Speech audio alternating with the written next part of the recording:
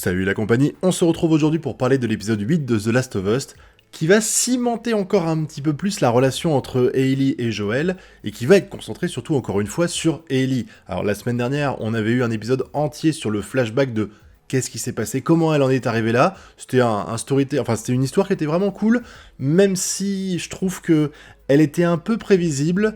Là, celle qu'on a eue aujourd'hui, elle était sympa, même si je trouve que certains aspects, on rentre quand même dans des gros clichés, notamment avec le leader du groupe d'avant, là, du groupe qu'on va voir, là, de la communauté qui s'est construite. Visiblement, on nous met encore une fois, mais même si c'est mentionné un tout petit peu, la guerre entre les Lucioles et la Fedra qui pose des problèmes, parce que visiblement, la zone de quarantaine dans laquelle ils étaient avant a pété, enfin, elle a implosé, on va dire, et du coup, ils se sont retrouvés à devoir survivre sans avoir d'organisation au-dessus pour les aider, donc ils survivent tant bien que mal, avec des pilleurs qui les font chier, ils ont dû fuir dans une zone qui a l'air visiblement un petit peu reculée, et on va voir, alors au début je me demandais pourquoi on nous parlait d'eux, et surtout je me demandais pourquoi on parlait de l'enterrement d'un mec, parce qu'en fait au début le gars fait un discours, et je me suis dit mais on s'en branle, en fait, pourquoi il nous parle de... Pourquoi, spécifiquement, nous montrer le discours d'un enterrement d'une personne. Et on va vite comprendre que, finalement, en fait, Joel et Ellie, ils sont pas loin. Joel est toujours blessé, Ellie est en train de le soigner, et elle a besoin de médicaments, parce qu'il est dans un sale état, quand même, Joel. Et de l'autre côté, on a eux qui sont en train de mourir de faim, et qui sont pas loin, et j'avais pas encore fait le rapprochement du... Comment ça se fait qu'ils sont pas loin et pourquoi ils s'étaient pas rencontrés, en tout cas je pensais qu'ils s'étaient pas rencontrés, et du coup ils vont chasser tous les deux le même cerf, et Ellie qui va au début vouloir trouver un lapin, elle n'y arrive pas, elle va tuer le cerf, mais comme elle va le blesser juste et qu'il va mourir un peu plus loin, il y a deux personnes, dont le fameux prêtre là, qui vont voir son cadavre avant que Ellie ait le temps de le retrouver, et il va y avoir cette scène où le pasteur va rester avec elle pendant que l'autre il va chercher des médicaments pour qu'ils se partagent le cerf. Alors c'est intéressant ce passage-là, premièrement parce qu'encore une fois on voit la méfiance qu'il y a dans ce monde post-apo où c'est du chacun pour soi et Dieu pour tous, clairement, parce que ils ont peur l'un de l'autre, clairement. Ellie, elle a pas confiance, et lui, il essaye de faire ami-ami, et il y a un truc qui me gênait avec lui depuis le début, c'est que je trouvais il faisait trop gentil, en fait, et j'imaginais pas dans un monde, enfin, c'est con à dire, mais on est dans un monde post-apo, où tous les mecs qu'on voit qui sont des leaders sont tous des beaux enfoirés la plupart du temps, et t'as ce mec-là, t'as l'impression qu'il se couperait un bras pour aider les autres. Ça me paraissait un peu trop gentillet, surtout quand on voit le discours qu'il fait au début avec Hailey, il est là, il essaie de faire ami avec elle, et puis à un moment donné, quand le mec revient, il veut la trahir, il veut essayer de la buter, et lui, il arrive à le convaincre, il fait non, tu poses le pistolet, tu lui files les médicaments, on se partage le cerf, et puis voilà, tout le monde est content. Et il se passe ça, il rentre dans la ville, et là, on comprend que finalement, ce mec-là, j'avais raison de douter de lui parce que c'est un putain d'enfoiré. Alors déjà, il va rentrer et il y a une scène qui m'a... Enfin, la première chose qui m'a un petit peu choqué, si peut-être que je le prends dans le désordre, c'est que ils sont en train de faire à manger, ils ont quand même pas beaucoup de viande pour le groupe qu'ils sont, de toute façon ils disent qu'ils meurent de faim avant, donc on comprend que c'est quand même la merde. Ils ramènent le cerf et en fait, t'as pas un mec joyeux. Et j'ai du mal à croire qu'en fait, dans cette situation-là, quand t'es dans un monde post-apo, que t'es limite à crever la dalle et tout, tu suivrais un mec juste parce qu'il est gentil, enthousiasmant, parce que t'as pas l'impression que c'est un leader qui pose ses couilles, qui va imposer des choses et tout. Et finalement, si, parce que déjà quand ils fournissent à manger, ils ont tous un petit bol qui a pas l'air super rempli, et lui, il a une putain d'assiette. J'ai trouvé ça fou. Je me suis dit, mais merde, le partage est pas équitable du tout, là. Et en plus de ça, quand la nana va dire... parce qu'on va comprendre, avec le discours à la fin, quand il est avec Ellie, il lui dit rien n'est dû au hasard, et il va expliquer qu'en fait, Joel, il est blessé. Il est blessé parce qu'il y a un mec qui l'a planté, et qu'il l'a tué avant de s'enfuir à cheval avec Hailey. Et on se rappelle, j'avais dit à l'époque, je me souviens, que c'était quand même des beaux enfoirés, les trois, qui le traitent de salaud, Joel, alors que il a fait que se défendre. Dans l'idée, le mec lui fonçait dessus à essayer de le buter. Lui, il a pas eu le choix, il l'a buté en premier, c'est tuer ou être tué. Donc, on comprend que, en fait, la personne dont ils font l'enterrement, c'est celle qui a été tuée par Joel. Et là, en fait, l'explication tout ce qui va se passer après va être plus simple, parce que je me suis dit, au début, à tort, malheureusement, j'ai envie de dire, parce que je trouve que c'est un putain de cliché, mais on y reviendra après, je me suis dit que il avait laissé la nana s'enfuir pour pouvoir la suivre dans la neige et retrouver le mec qui a buté le père de la gamine là, afin de pouvoir comme il dit, le juger, pas le tuer. Le juger, ils expliquent bien qu'il veut pas tuer, tout ça, tout ça. Et donc, désolé, je digresse un petit peu, et donc, en plus de la bouffe qu'il avait l'air d'avoir en conséquence, il lui a foutu une putain de mandale à la gamine. Je me suis dit, waouh, c'est quoi ce pasteur qui fout des droites comme ça, qui fout des patates comme ça aux gens, et où personne dit rien? Je veux dire, tu frappes une gamine et tout le monde est là, ok, bon, on fait comme si de rien n'était. D'un coup, j'ai senti en fait la terreur. Et on le voit après. Alors c'est peut-être moi qui ai un regard différent à partir du moment où j'ai vu cette scène, mais par exemple, le gars qui traîne avec lui, j'ai oublié son nom, qui part avec lui faire la chasse, quand ils vont ensemble pour essayer de retrouver où est Ellie, il va lui dire un truc au gars, au pasteur, et le pasteur va le regarder un peu de façon dark, vous savez, genre pas content, et le mec va baisser les yeux. Et ça, c'était pas arrivé avant. Et ça, par contre, je peux faire ce reproche-là, parce que depuis le début, j'explique que The Last of Us, c'est une série qui est extrêmement bien faite, que elle fait très réaliste dans le sens où tu sens que tout ce qui se passe ici pourrait arriver dans la vie réelle si ce genre de choses existait. Et là, on est par contre dans un cliché extrêmement classique, c'est de faire croire au spectateur qu'une personne est gentille, alors qu'en fait c'est un bel enfoiré. Et à chaque fois quand ça arrive, je me dis que c'est beaucoup trop poussé à l'extrême en fait, ça veut dire que on nous montre vraiment tous les aspects entre guillemets gentils du personnage pour, juste après le basculement, nous montrer que tous les côtés méchants. Et ça, je trouve que c'est un petit peu dommage d'avoir fait comme ça, parce que vraiment, avant, on se dit qu'il y a un truc qui cloche, mais on n'arrive pas à mettre la main dessus parce qu'il est trop gentil pour ce monde, et après le passage de la mandale, on comprend que c'est vraiment un gros enfoiré. Enfin, moi, c'est comme ça que je l'ai compris. Et je me demandais, parce qu'après, ils vont réussir à aller dans la ville, dans le village où est caché Joël et Ellie. Ellie va un peu se chier dessus pour essayer de sauver Joël, et elle va se faire capturer. Et t'as tout le blabla avec le prêtre, là, enfin, le mec qui s'est autoproclamé pasteur, parce que clairement, il n'était pas à l'origine, et où on va comprendre que, finalement, le prêtre, il l'a laissée en vie, et je comprenais pas pourquoi il voulait absolument la sauver, et en fait il veut la sauver parce qu'il veut tremper son biscuit dans la petite Hailey. Clairement, on est dans le putain de cliché du prêtre qui veut se taper des enfants, franchement, y a pas d'autre... J'ai trouvé que ça c'était peut-être un petit peu too much, mais bon, après c'est pas grave, hein, mais c'est juste que je me suis dit, vraiment tu tapes dans le classique, hein. Le prêtre est forcément pédophile, voilà, on l'a ici, on l'a ici,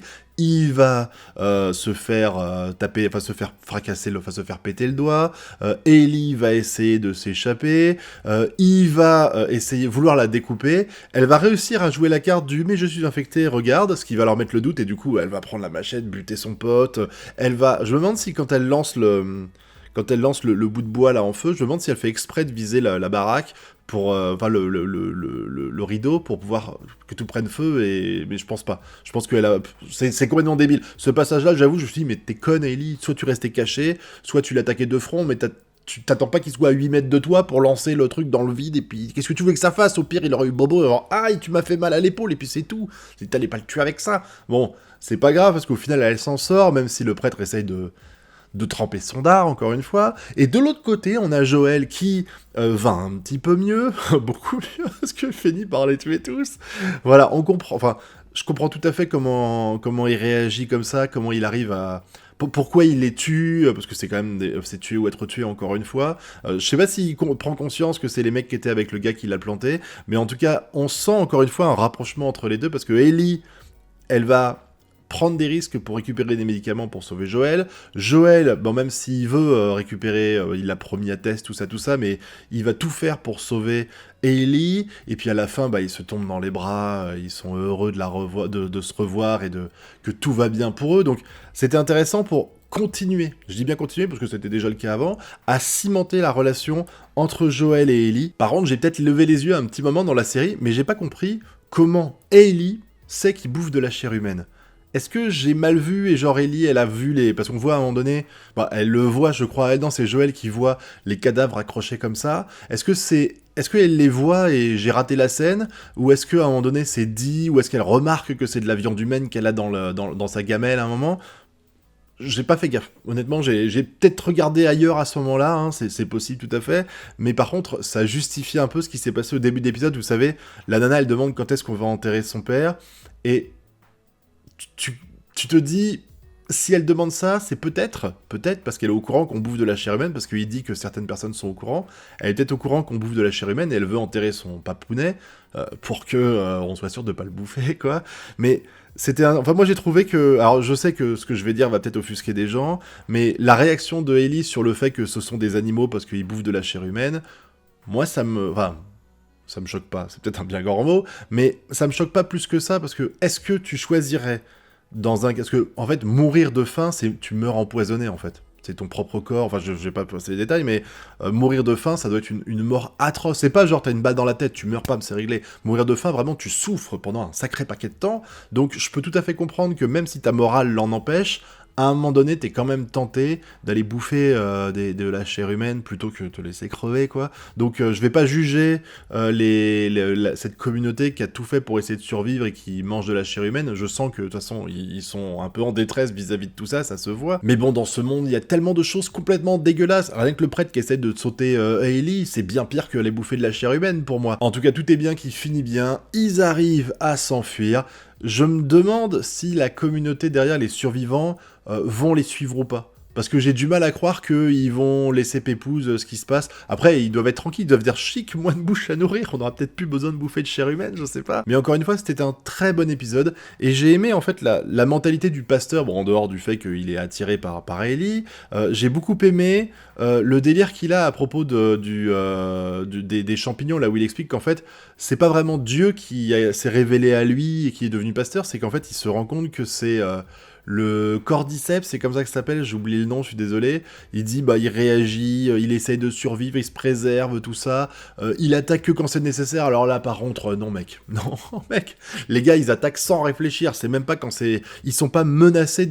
C'est pas de la légitime défense. C'est vraiment genre, ils foncent sur les gens pour essayer de les contaminer et pour se répandre. Donc on est vraiment dans un système plus agressif que de survie. Et j'ai beaucoup aimé également le jeu de Ellie. Je sais que beaucoup de gens vantent les mérites d'Ellie. Il y a une grosse guerre sur le net du style ouais, Ellie elle est moche, elle aurait jamais dû avoir le rôle. Et la réponse des gens c'est mais regardez comment elle joue bien son rôle. Et jusqu'à présent j'étais pas convaincu, pas parce qu'elle joue mal, mais parce qu'en fait elle ne joue pas. C'est depuis quasiment le début, même si ça lui arrive quand même d'avoir des trucs sympas, mais depuis quasiment le début, à chaque fois, elle est plus dans le non-jeu. Mais c'est le personnage qui veut ça, en fait. C'est pas vraiment sa faute à elle, c'est pas elle qui joue mal. C'est un peu comme si vous regardez une série du style, je sais pas, Dexter. Je trouve que beaucoup de moments dans Dexter, la série, il y a beaucoup de moments où, en fait, Dexter, on essaie de nous expliquer que c'est une coquille vide. Donc si c'est une coquille vide, il va pas être là en joie, il va pas sauter dans tous les sens et tout. Et Ellie, tu sens qu'elle est blasée par la vie, un peu comme Joël, hein. Joël, il joue bien le mec blasé, et puis il y a des moments où tu sens que, émotionnellement, voilà. Mais Joël, il aura pas un prix pour son jeu dans Last of Us, soyons d'accord. Encore une fois, je suis pas en train de dire qu'il est mauvais, il joue très très bien, mais c'est pas un rôle, en fait, ce que je veux dire, c'est que ce soit Joël ou Ellie, ce sont pas des rôles qui font faire un travail colossal en termes d'investissement à leurs acteurs. En tout cas, c'est le point de vue que j'ai ici, et ce passage-là, par contre, avec Ellie qui se vénère et qui va tuer à la machette le pasteur, là, mais par contre, vraiment, elle joue exceptionnellement bien. Vraiment, là, il aura fallu 8 épisodes. Je l'avais vu jouer bien. À aucun moment, je vais dire qu'elle joue mal, clairement. Mais là, elle a été admirable. Et puis, c'était intéressant aussi de montrer le point de vue différent, parce qu'en fait, nous, on suit Joël et Ellie. Ils se sont fait agresser par un mec et ils l'ont tué pour sauver leur vie. Et là, maintenant, en fait, on voit l'autre côté avec les vilains Joël et Ellie. Ils ont tué notre camarade. C'est toujours intéressant, en fait. Ça m'a rappelé un tout petit peu, on est d'accord. Mais SNK, quand on arrive après 3 années à suivre les Eldiens, on suit les Mars, et en fait, du point de vue des Mars, les Eldiens sont des salauds, et on va en fait avoir une attaque à Revelio, un peu comme les Eldiens avaient eu leur attaque à Shiganshina. Donc on se dit, merde, en fait, les gens qu'on voit comme des ennemis depuis 3 saisons, finalement, ils sont comme tout le monde, c'est pas vraiment des méchants, c'est juste que ils ont fait ce qu'ils pouvaient pour survivre, et là, ils subissent un peu. Et là, c'est pareil avec la communauté. C'est tuer ou être tué, encore une fois, dans Last of Us, tu sens que c'est pour ça que finalement, tous les gens qui gueulent sur le gouvernement et tout, heureusement qu'il est là, le gouvernement, parce que s'il n'y avait pas cette cloche au-dessus de la tête pour empêcher les gens de faire n'importe quoi, on vivrait sans doute des situations comme ça, et même sans les cordyceps, sans les champignons et tout ça. Vraiment, il faut cette autorité-là, et tu te rends compte que ce monde qui est décrit dans Last of Us, il est extrêmement cohérent, et maintenant, je me demande comment on va réussir à conclure cette série avec... J'ai cru comprendre qu'il restait qu'un seul épisode. Avec un épisode, comment tu conclus tout ça? Parce que là, faut arriver à la fin et j'ai l'impression en fait qu'on est qu'au début de l'aventure. On a vécu beaucoup de choses, mais en même temps, j'ai l'impression d'avoir rien vécu. Alors je sais que je me trompe et qu'on a 8 épisodes de 50 minutes, là c'est 45 je crois, donc il s'est passé plein de choses. Mais ça n'empêche que j'ai envie d'en voir beaucoup plus que juste encore un épisode. Donc on verra ce qu'il nous propose la semaine prochaine. En attendant, j'espère que cette vidéo a été à votre goût. Si c'est le cas, vous connaissez la chanson, le pouce bleu, l'abonnement, le partage. Et nous on se retrouve bientôt pour de prochaines vidéos. Tchuss!